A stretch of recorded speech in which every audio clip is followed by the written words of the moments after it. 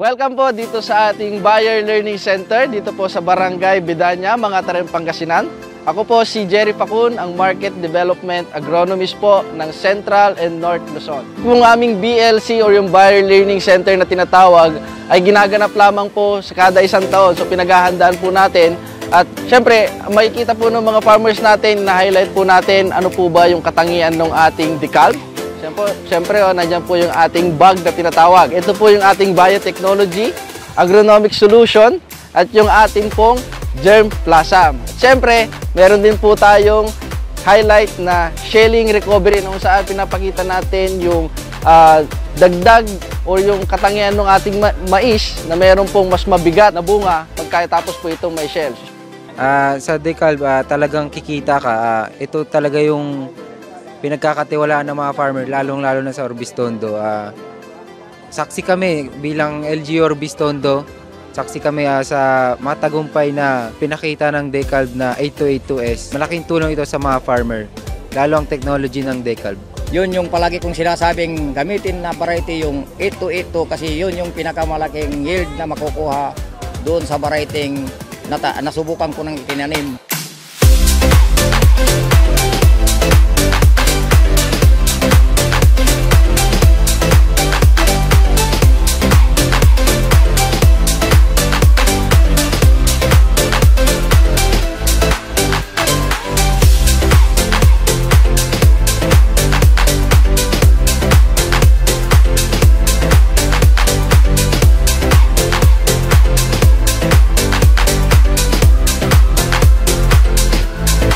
Good morning sa ating lahat.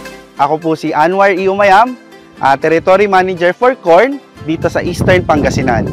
Ngayon po, nandito po tayo sa Buyer Learning Center para makita po yung highlight ng aming Buyer Learning Center na Decalb 8282S.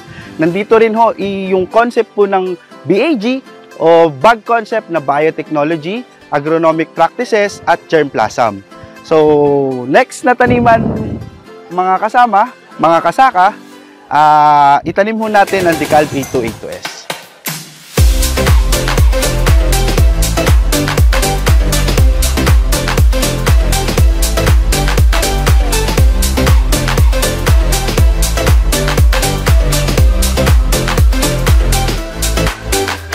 Ako si Donald Persol, ambassador ng San Carlos.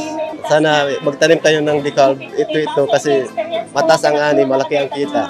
Ako po ay nagtatanim po ng Decalb. Sa Decalb po, siya pa ang nakakatulong sa ating pag-unlad ng ating farmers at kagaya ko.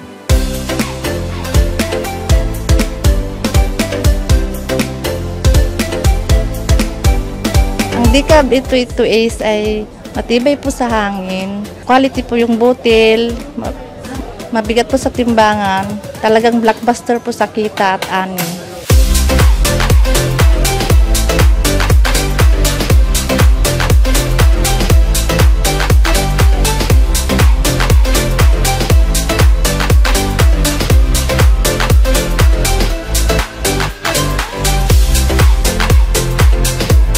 So sa lahat ng mga farmers na nagtatanim po ng mais, sinanayahan po namin kayo na dumalo dito po sa aming Buyer Learning Center, dito po sa Barangay Bidanya, mga Tarim, Pangasinan. Yun lang po, maraming salamat.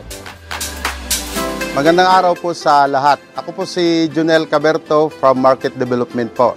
So ngayong araw, nandito po tayo sa mga Tarim, Pangasinan para po sa ating Buyer Learning Center. Una-una po, nagpapasalamat po kami sa aming mga mahal na magsasaka na dumalo po sa aming Buyer Learning Center.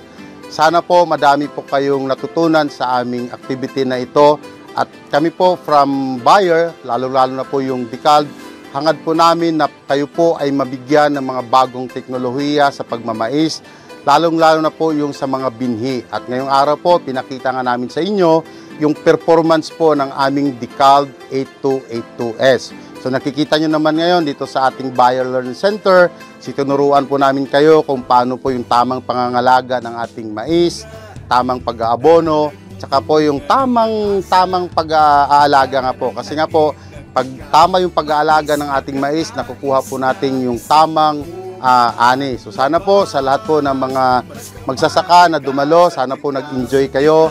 Marami kayong natutunan at from Buyer po, from Decalb, ito po yung aming masasabi sa inyo na kami po ay laging nakasuporta para po kayo ay bigyan ng maganda at dekalidad na binhi.